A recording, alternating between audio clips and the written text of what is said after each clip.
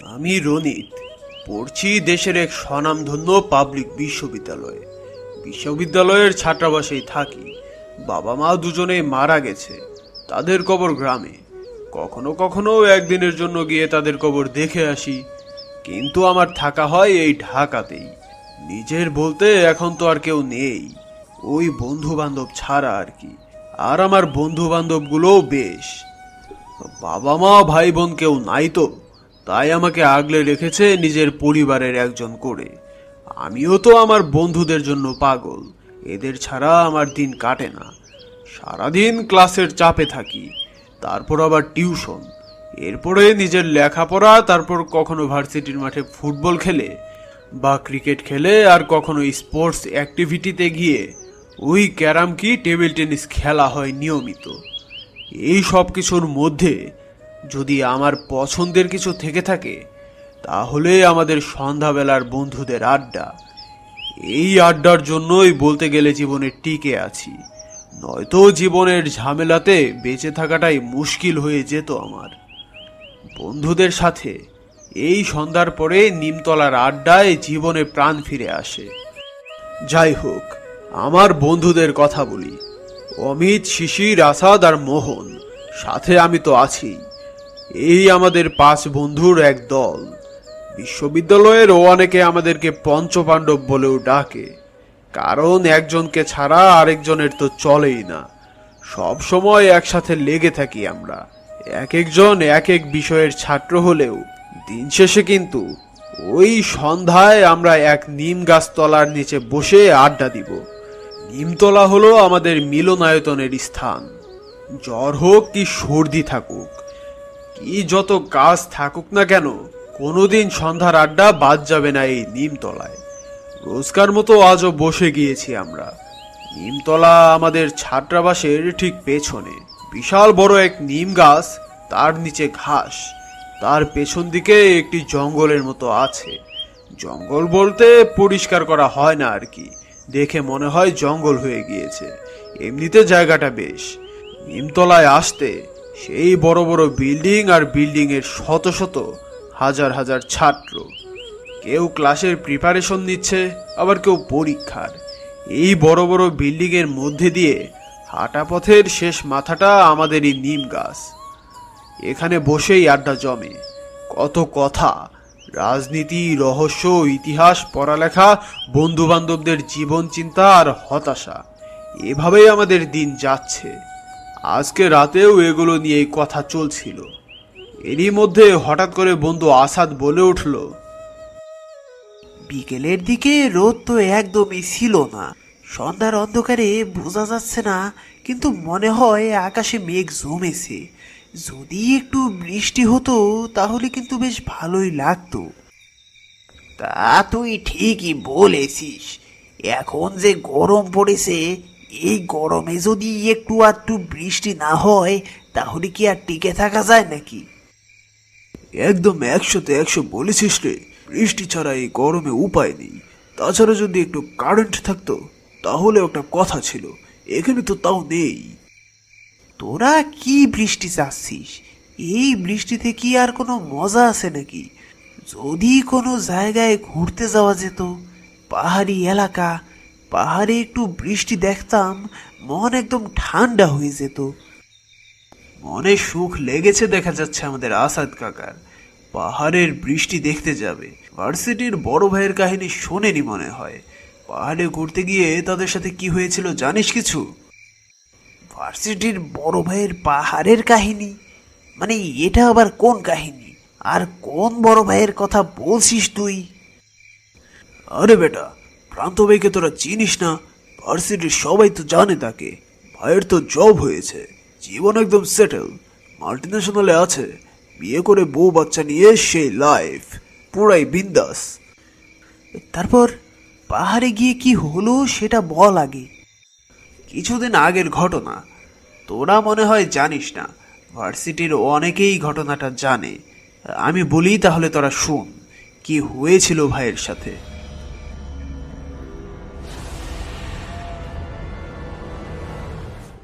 বাসাটা দেখতে বেশ সুন্দর, চারপাশে শুধু বাগান। যদিও ফুল গাছের চেয়ে বড় বড় গাছই বেশি। টেনিস খেলার জায়গা আছে, মাঝে মাঝে শ্বেত পাথরের বেদি, একটি ছোট বাহারি ফোয়ারা, এখানে ওখানে লাল কাকড় বিছানো পথ, দোতলা বাড়ি, অনেক পুরনো হলেও একদম সেকেলে নয়। এমনকি বাড়ির জানালা বা দরজা দেখে বোঝা যায় না যে এটা অনেক পুরনো একটি বাড়ি।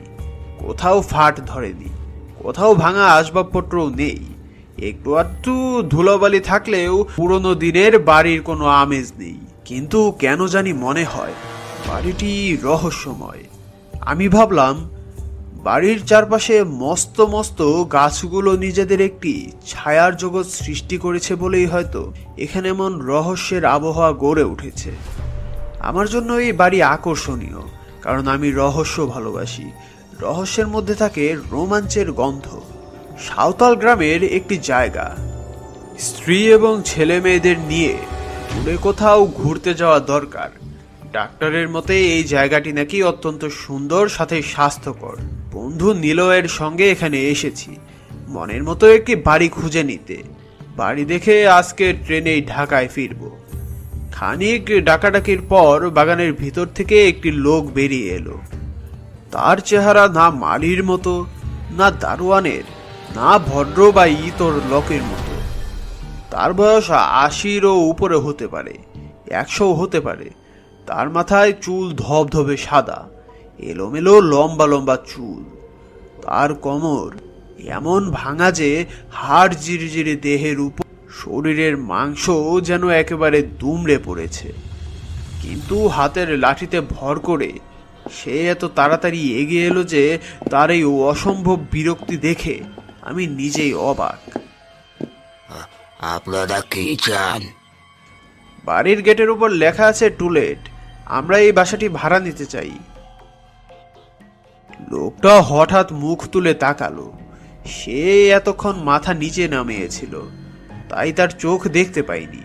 মাথা উঁচু করার পরও দেখতে পারলাম না, কারণ তার চোখ দুটো কেমন জানি অস্বাভাবিক। প্রথম দেখাতে ঠিকমতো চোখের দিকে তাকিয়ে কথা বলা সম্ভব না, মনে হয় লোকটা অন্ধ। কিন্তু তারপর লক্ষ্য করলাম দুটো চোখের ভেতরের দিকে কি যেন চকচক করছে, যেন দুই অন্ধকার গর্তের মধ্যে আগুনের প্রদীপ জ্বলছে। লোকটা আবার মুখ নামিয়ে ফেলে থেমে থেমে বলল, ভাড়া নিতে চান? এই বাড়ি ভাড়া নিতে চান? বেশ। বাসা আমাদের পছন্দ হয়েছে। এ বাড়ির মালিককে? বাড়ির মালিক থাকে বিদেশে, এখানে আসে না মালিক। বিদেশে কোথায় থাকেন কেউ জানে না। তাহলে ভাড়া দেব কার কাছে? আমাকে। কত ভাড়া? সেটা ঠিক করবে না আপনারাই। রহস্যময় বাড়ি, রহস্যময় বৃদ্ধ, এবং তার কথাগুলো কম রহস্যময় নয়। মনে হলো রহস্যের মাত্রা যেন ছড়িয়ে যাচ্ছে। এই এতটা আবার ভালো নয়। কি বলবো ভাবছিলাম, এর মধ্যেই হঠাৎ গায়ে পড়লো এক ফোঁটা পানি।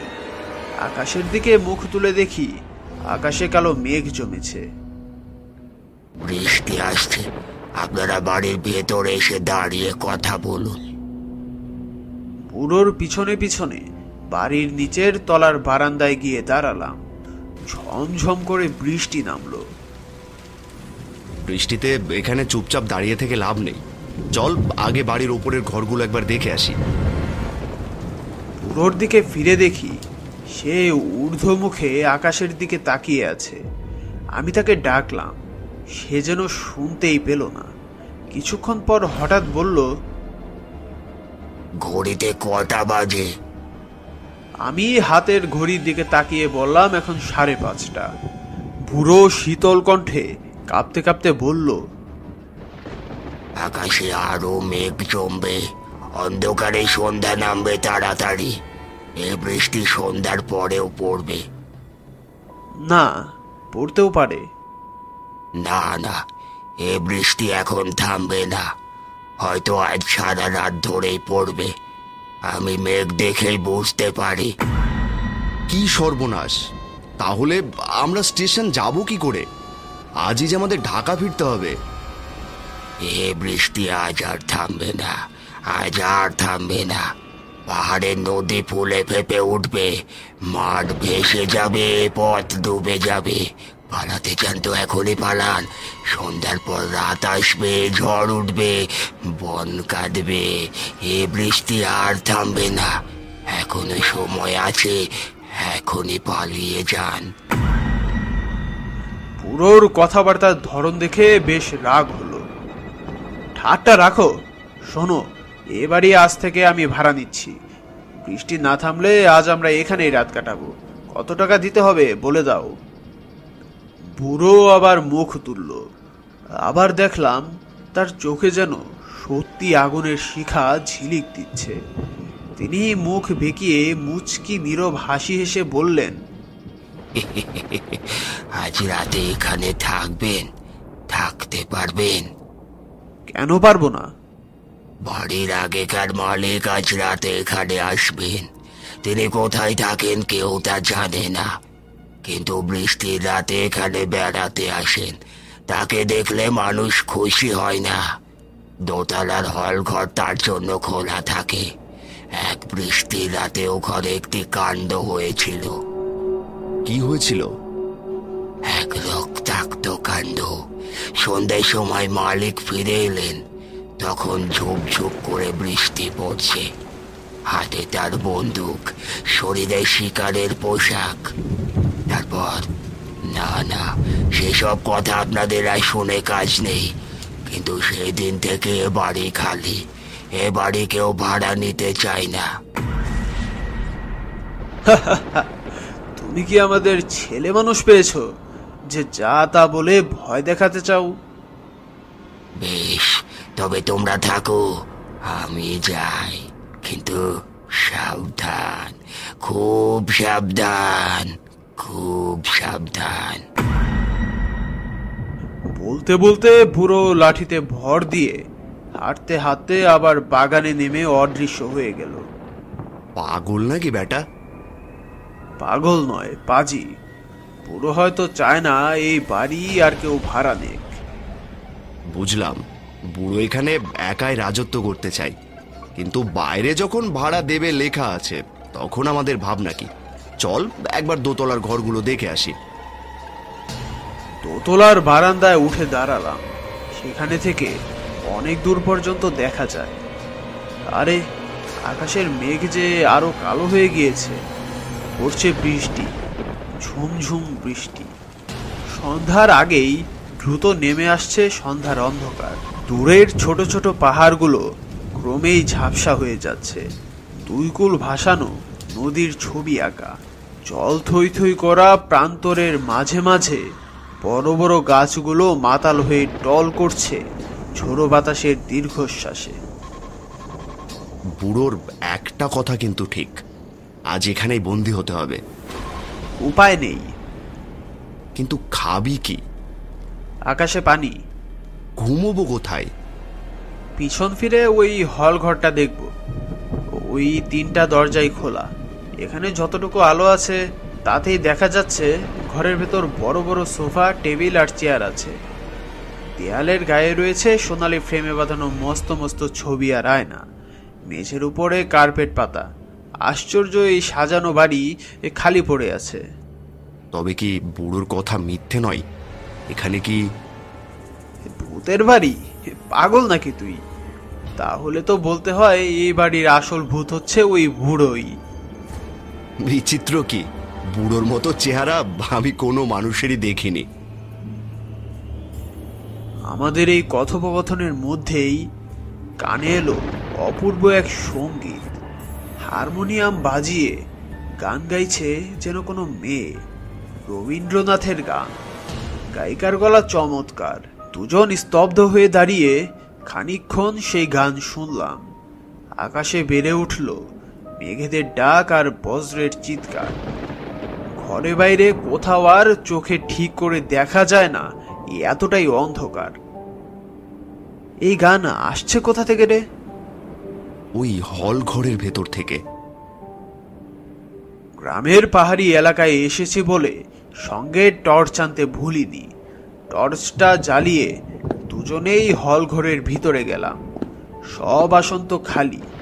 ঘরের ভেতরে একটি অর্গান রয়েছে, তার সামনে কেউ নেই।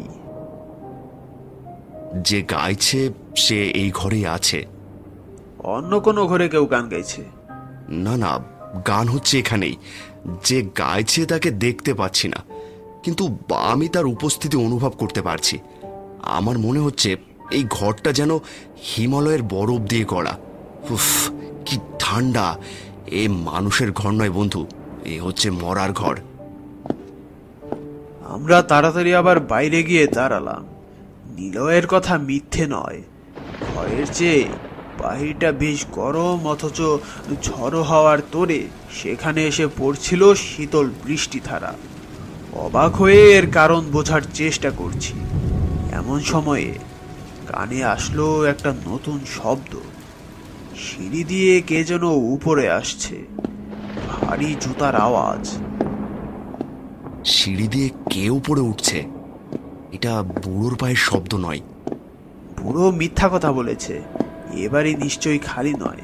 কে গান গায়, কে উপরে ওঠে? সিঁড়ির দিকে টর্চের আলো ফেলে অপেক্ষা করলাম। সিঁড়ির ধাপগুলো শব্দ করে উপরের বারান্দায় এসে স্থির হয়ে রইল একজোড়া শিকারি বুট, যা পড়লে লোকের হাঁটু পর্যন্ত ঢাকা পড়ে। নিজের চোখকেও বিশ্বাস করতে পারলাম না। মানুষ নেই, অথচ একজোড়া শিকারি বুট উপরে উঠে এসলো। জ্যান্ত জীবের মতো মনে হচ্ছিল ওই দৃশ্যমান বুট পড়ে আছে কোনো অদৃশ্য দেহ। এবং বারান্দায় হঠাৎ আজ দুই অতিথি দেখে সে থমকে দাঁড়িয়ে পড়েছে। শিকারি বুট! বুড়ো বলছিল বৃষ্টির রাতে বাড়ির মালিক আসে শিকারির পোশাক পরে। আমি উত্তর দেওয়ার আগেই বুট জোড়া যেন কোনো বেজায় ভারী দেহের চাপ নিয়ে আবার গট গট শব্দে মাটি কাঁপিয়ে এগিয়ে আসতে শুরু করলো আমাদের দিকেই। আমাদের এই দৃশ্য দেখে চোখ বড় বড় হয়ে গিয়েছে, বুক ধরফর করছে, মাথা থেকে ঘাম ছুটতে শুরু করে দিয়েছে। কোনো কিছু ভাবনা চিন্তা করার মতো অবস্থা আমার আর নেই। এখন শুধু প্রাণ নিয়ে এই বাড়ি থেকে বের হতে হবে। হলঘরের তৃতীয় দরজার কাছে এসে বুট জুতো জোড়া আবার থামলো কিছু সময়ের জন্য, কিন্তু তারপরেই প্রবেশ করলো ঘরের ভেতরে।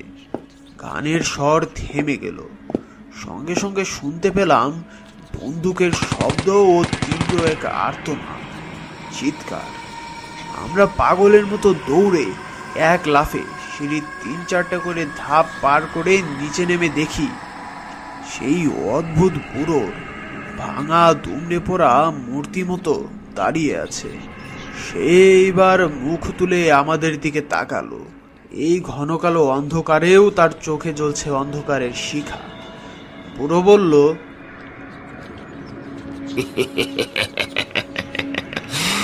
মালিকের সঙ্গে দেখা হয়েছে? মালিকের সঙ্গে? মালিক কি বলেছে? বাড়ি ভাড়া দেবে নাকি?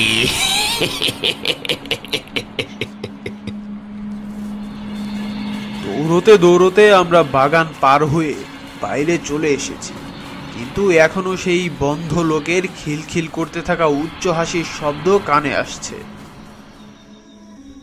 আরে বলছিস কি ভাই, এত বড় ঘটনা ঘটে গিয়েছে, আর আমরা কিছুই জানি না। ভাই, তোর কথা শুনে আমার শরীর জড়িয়ে গিয়েছে, এইসব আমি আর নিতে পারছি না। তোদের এতটুকুতেই এই অবস্থা?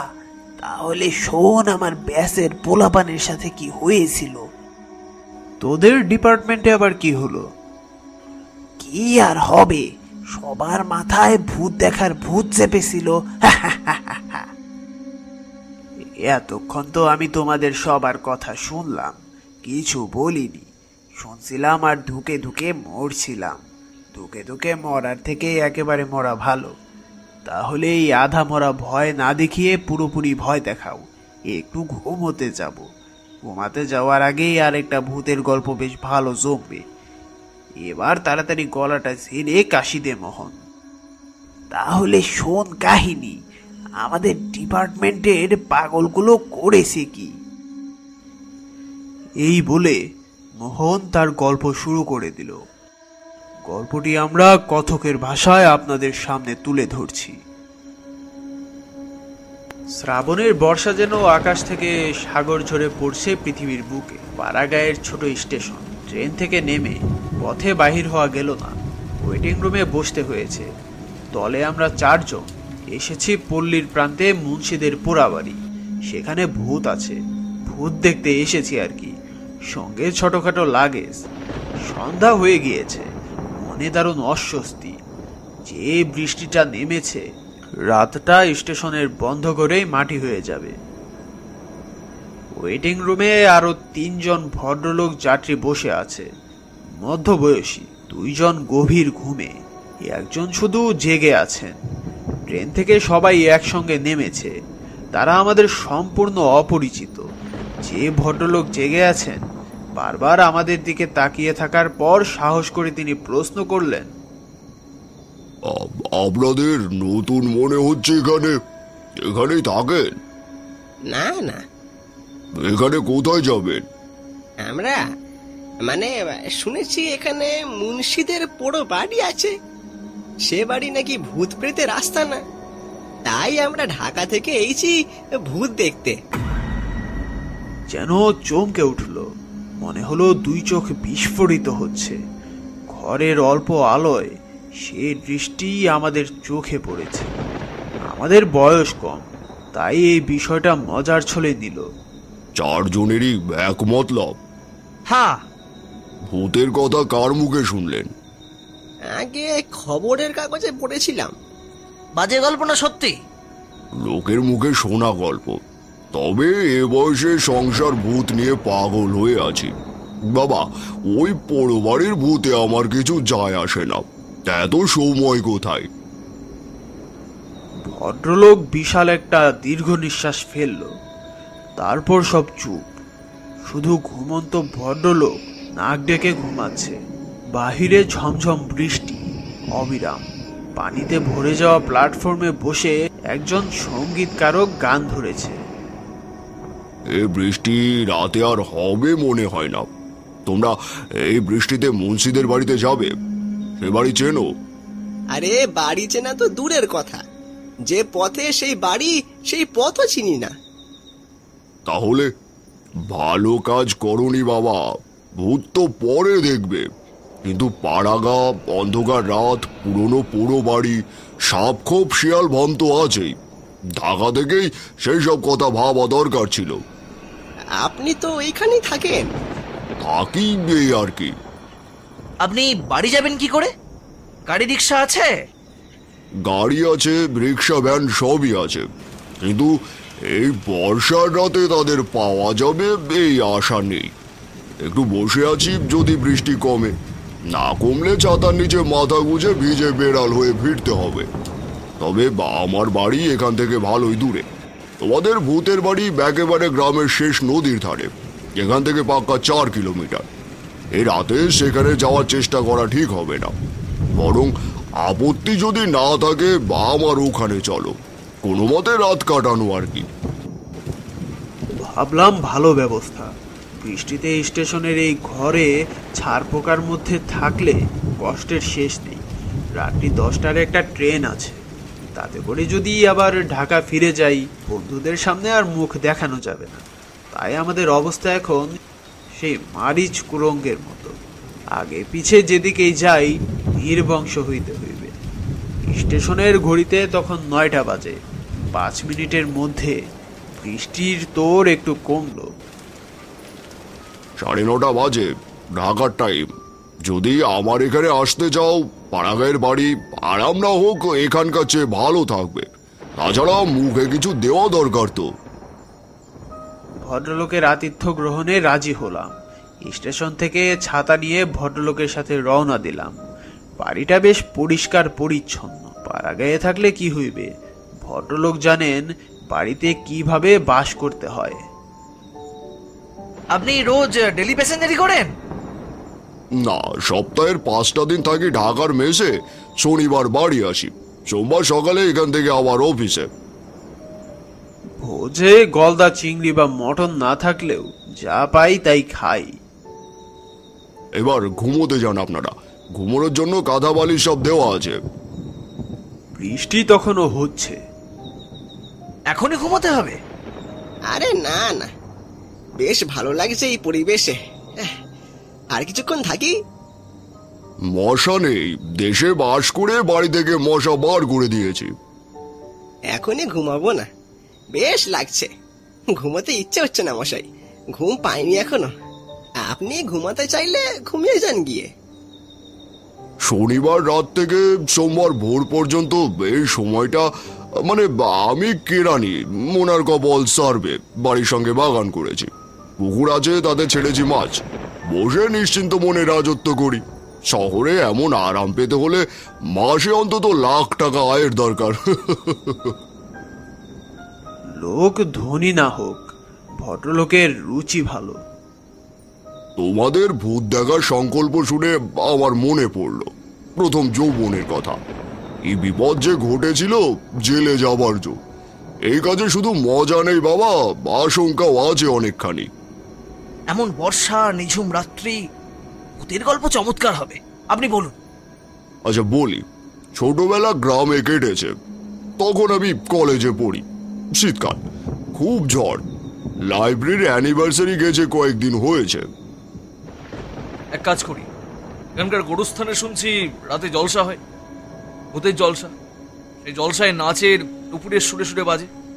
আর চলো সেই জলসায় যাওয়া যাক, মনের অবসাদ কাটবে। অনাসৃষ্টি সব। এই ঝড়ের রাত, শেষে নিউমোনিয়া হোক আর কি। এমনি দুর্যোগের রাতে গোরস্থান ভ্রমণ করতে হয়, ভূতের গল্প পড়নি? নানা তর্ক করে ঠিক হলো আমি আর জীবন দুজন যাব গোরস্থানে রাত 12টার পর, এবং সারা রাত সেখানে কাটিয়ে ভৌতিক জলসার রিপোর্ট এনে বন্ধুদের দেব। গোরস্থানের ভৌতিক কাহিনী সারা গ্রামের মানুষের জানা ছিল, সেই জন্য অনেক রাতে ওদিকে সহজে কেউ যেতে চাইতো না। যাবার আগে মনে হলো খালি হাতে যাওয়া উচিত হবে না। আমার একটা অস্ত্র ছিল, গ্রামে থাকতাম তো, রাতের বেলা চলাচলের জন্য রাখতাম, জীবজন্তুর জন্য। আমরা দুজন যখন গোরস্থানে ঢুকলাম তখন বাতাসে ঝড় ছিল, আকাশ জুড়ে মেঘের রাশি মত্ত লীলায় ছুটোছুটি করছে। শীত ছিল, ওভারকোট পরা আমরা সিগারেট হাতে নিয়ে বীর পুরুষের মতো চলে গেলাম। গোরস্থানের অবস্থা এক কথায় জঙ্গল, ভূতের চেয়ে সাপের ভয় বেশি। গোরস্থানের মাঝামাঝি এসে একটা মস্ত ছাউনি তোলা কবরের পাশে আমরা দুজন বসে পড়ি। এক এক করে ঘুমাই চল, ভূতের দেখা যা পাবো পাবনি, না ঘুমিয়ে বেকার বেকার কষ্ট করতে যাব কেন? তুমি ঘুমো, আমি জেগে থাকি। এই কথা বলতেই জীবন হাত পা ছড়িয়ে শুয়ে পড়ল। চারদিকে নিবিড় অন্ধকার, আমার সিগারেটের মাথায় লাল অগ্নিশিখা। আমি স্থির দৃষ্টিতে তাকিয়েছিলাম অদূরে একটা কবরের দিকে। ছায়ারচা নরনারীর কল্পনায় মনে অনেক কিছু চলছে। কল্পনায় ছায়া ছবি চলল অনেক সময়, শেষে অস্বস্তি ধরল। ওভারকোটের ভেতর দিয়ে শীতের বাতাস লাগছে, শরীর কাঁপতে শুরু করেছে, হাত পা শীতে ঝনঝন করতে লাগলো। দুই পকেটে দুই হাত দিয়ে বসে আছি। হঠাৎ মনে হলো যেন কার পায়ের শব্দ। ছিটকে উঠলাম। না, ভুল নয়, পায়ের শব্দ স্পষ্ট। যেদিক থেকে শব্দ এলো সেদিক তাকিয়ে রইলাম। আলোর দুটো লাল রশ্মি, রেলের গার্ডের হাতে যে লণ্ঠন থাকে সেই লণ্ঠনের আলোর মতো, তবে আকারে ছোট। অন্ধকারের মধ্যে শুধু দুটো লাল রশ্মি, আর কিছু দেখা যাচ্ছে না। আলোর রশ্মি দুটো ছায়ার বুক চিরে এগিয়ে আসছে আমারই দিকে। দেহে রোমাঞ্চকর এক অনুভূতি কাজ করছে। দেহের সমস্ত রক্ত যেন প্রচন্ড ঢেউ তুলেছে মাথায়। পাশে জীবন নাক ডেকে ঘুমাচ্ছে, তাকে ডাকতে ভুলে গেছি। হয়তো মনে তখন আমার আবার ইচ্ছে হয়েছিল এই বিষয়ের সমস্ত গৌরব নিজে একাই অর্জন করব। উঠে দাঁড়ালাম, লাঠির মধ্যে থেকে ছুরি বের করে দাঁড়িয়ে আছি। ও দুটো রশ্মি সামনে আসলেই আঘাত করব। তারপর আলোর রশ্মি এগিয়ে আসছে, জঙ্গলের গায়ে গায়ে, আরো আগে, আরো আগে, সঙ্গে ছায়ার মতো মূর্তি, আপাদমস্তক কাপড়ে ঢাকা। ঠিক ভূতগুলো এমনই মূর্তি হয়ে মানুষের সামনে এসে দাঁড়ায়। বইয়ে পড়েছি, বুকে সাহস নিয়ে আমি আমার মতো আছি আক্রমণ করতে। আলোর রশ্মি কাছে এলো, আরো কাছে। চোখের পলক না ফেলে আমিও চেয়ে আছি। তার প্রতি গতি, ছন্দ সব আমি লক্ষ্য করছি। এরপর সেই ভূতের মূর্তি দিল লাফ, সঙ্গে সঙ্গে হুঙ্কার করে উঠল আমার উপর। আমিও তালে তালে তাল মিলিয়ে আক্রমণ করলাম। সঙ্গে সঙ্গে জোরে এক শব্দ হলো, মূর্তি গেল পড়ে। মনে হলো বেলুন থেকে যেমন পানি বের হয় সেরকম পানি বের হলো, কিন্তু তা ছিল লাল তাজা রক্ত। কালো আধারের বুকে আমারও গায়ে সব লাল রক্ত দিয়ে ভরে গেল। পরের দিন যখন দিনের আলোতে চোখ খুললাম, তখন আমি শুয়ে আছি আমাদের বাড়ির বিছানায়। পরে শুনলাম যে মূর্তিকে রাতে বিদ্ধ করেছি সে কোনো ছায়ামূর্তি নয়, আমার বন্ধু আসিফ। আমাদের ভয় দেখাতে সে গিয়েছিল গোরস্থানে মজার ছলে। হাতে ছিল 2টা লণ্ঠন, তাতে লাল কাচ, সাদা বিছানার চাদর নিয়ে গেছে বেটা ভয় দেখাতে। আসিফের চিৎকারে জীবনের ঘুম ভেঙে যায়। আমাদের সঙ্গে লাইট ছিল, লাইট জ্বালিয়ে দেখে সর্বনাশ হয়ে গেছে। আমি অচেতন হয়ে পড়ি আসিফের রক্তাক্ত দেহে। জীবন বাইরে গিয়ে মানুষের সাহায্যে আমাদের গাড়িতে তুলে আমাদের বাড়িতে নিয়ে আসে। ডাক্তার আসে, বাড়িতে হুলস্থুল বেঁধে যায়। পরে শুনলাম আসিফের রক্ত পড়া বন্ধ হয়েছে, সে চোখ খুলেছে, কথাও বলতে পারছে এখন। কিন্তু যে ব্যথা পেয়েছে ভালো হতে সময় লাগবে। তারপর আবার পুলিশও এসেছে। পুলিশকে মিথ্যা গল্প শুনিয়ে দিলাম যে আমরা কয়েকজন রাতে গিয়েছি গোরস্থানে ভূত দেখতে, সেখানে কে জানি আক্রমণ করেছে আমাদের, আর তারা আসিফকে আর আমাকে আঘাত করে। পুলিশের মাথায় তো বুদ্ধি আছে, করেনি আমাদের গল্পে বিশ্বাস। তাড়াতাড়ি করে আগে আমার ছুরি নদীতে ফেলে দিলাম। তারপর থেকে ভৌতিক অভিযানে এমন বিপদের চিন্তায় এখন আমার মাথায় আগে আসে, আর খালি মনে পড়ে এই ঘটনা। তার উপর আরো কি আশঙ্কা আছে কি জানো? আমাদের মনের শক্তি যতই বড় হোক, তা যেন আমাদের চিন্তা শক্তির থেকে বড় না হয়। ভূতের কল্পনা মনে নিয়ে ভূত দেখার ইচ্ছা থাকতেই পারে, কিন্তু সামনে কিছু চলে আসলে, কোনো রকম শব্দ শুনলে মনে কি হবে তা জানা নেই। ভয়েই মন নরম করে দিতে পারে, সাহস নষ্ট করতে পারে। কাল্পনিক গল্প শোনাই ভালো, এসব গল্প শুনলে কোনো ক্ষতি নেই। এইসব তো দেখি নিজেরাই একটা ভূতের বাচ্চা, চলে গেছে আবার ভূত দেখতে। তোদের আসলে কি মনে হয় এই দুনিয়াতে ভূত আছে? এগুলো কি আমি জানি না, কিন্তু আমি এসবে বিশ্বাস করি না। আছে কি নেই আমি তা জানি না, কিন্তু কিছু মানুষের বলা কথা কখনো ভোলা যায় না। যেমন দেখ আমাদের প্রান্ত ভাইয়ের গল্প। আমার কি মনে হয় জানিস, যে পর্যন্ত আমাদের সামনে কোনো কিছুই হচ্ছে না সেই পর্যন্ত এই সবই আমাদের কাছে গল্প। আর যেদিন আমরা নিজেরা এমন কিছু একটার সামনে পড়ে যাব, সেদিন থেকেই এটা আমাদের জীবনে বাস্তবতা। সেদিন থেকে আমরা মানতে শুরু করব যে এই সব কিছুই দুনিয়াতে আছে।